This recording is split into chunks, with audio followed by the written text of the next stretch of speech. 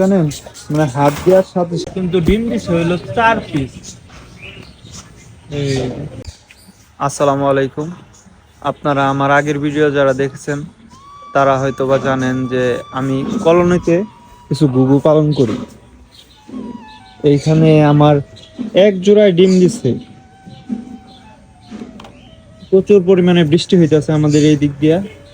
এক জোড়া ঘুঘুতে ডিম দিছে, কিন্তু আজকে একটা জিনিস খেয়াল করলাম যে ওই যে দেখেন উপরে এখানে ঘুঘুটা বসে রয়েছে।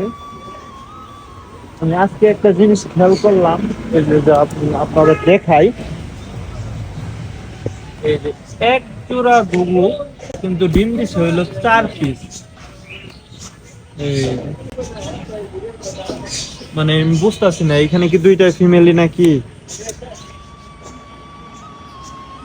আর অতিরিক্ত বৃষ্টির কারণে আমার ঘুঘুগুলা কিছু কিছু ঘুঘু দেখেন একদম ঝুম মেরে বসে রয়েছে।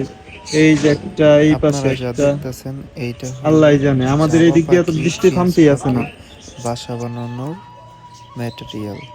এটা মূলত আমি শুকাচ্ছি হট গান দিয়ে।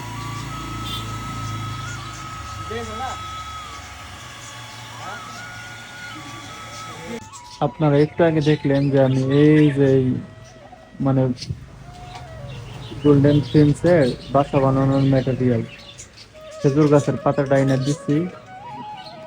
এই কিছুক্ষণের মধ্যেই আর কি এই যে বাসা বানানোর কাজ শুরু করে দিচ্ছে।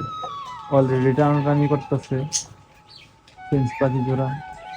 ইনশাল্লাহ খুব দ্রুতই এই ফিন্স পাখি জোড়া আশা করতেছি ডিম দিয়ে দিবে। আর এইখানে আপনারা দেখতে পারতেছেন আমার কিং কবুতর। ওরা আমার কাছে 5 বছর যাবত আছে। ওদের একটা বিশেষত্ব কি জানেন, মানে হাত দেওয়ার সাথে সাথে ওরা কিন্তু মানে দুইটা কবুতরই একদম ছুটে আসবো হাতে ঠুকর দেওয়ার জন্য। এবং কি ওদের ঠুকর কিন্তু ভালো দেখা পাওয়া যায়, অনেক জোরে ঠুকর দেয়। এই দেখেন দুইটাই উঠবো, মাশাআল্লাহ। ওরা কিন্তু ডিম দিছে, এই যে দেখেন। এই যে আশা করতেছি কিছুদিনের মধ্যে আর কি ডিমে বাচ্চা হবো। এই দেখেন মানে কি কেমন ঠুকুরটা দিল আমাদের হাতে, একদম সাদা করে ফেলছে। এই যে ডিমে থেকে ওইটা হচ্ছে আমার মারার জন্য। আর এইখানে আছে আমার পিকু। পিকু হাতে আসার জন্য দেখেন পাঁচালি করতেছে। পিকু, পিকু, পিকু, আসো, আসো পিকু, পিকু। পিকু কিন্তু খুব রাগী, দেখেন পিকু হ্যাঁ করে আস, কেমন করবেন ছোট্ট পাখি। দেখেন কি একটা অবস্থা। পিকু, পিকু। আর এইখানে আমার আছে সাদা জাবা 2 পেয়ার। এই যে এক পেয়ার এই কোনায় বসে রয়েছে, আরেক পেয়ারের একটা এই লাঠিতে, আরেকটা এই যে খাবার খাইতেছে। আজকে আমি ওদেরকে দান দিচ্ছি। এটা হলো আর কি ছোট দান, কালো জিরা দান বলে। এই সাদা জাবাগুলো কিন্তু দেখতে মাশাআল্লাহ অনেক কিউট, অনেক সুন্দর হয়। আর এইখানে আপনারা দেখতে পারতেছেন আমার একুরিয়ামের মাছ।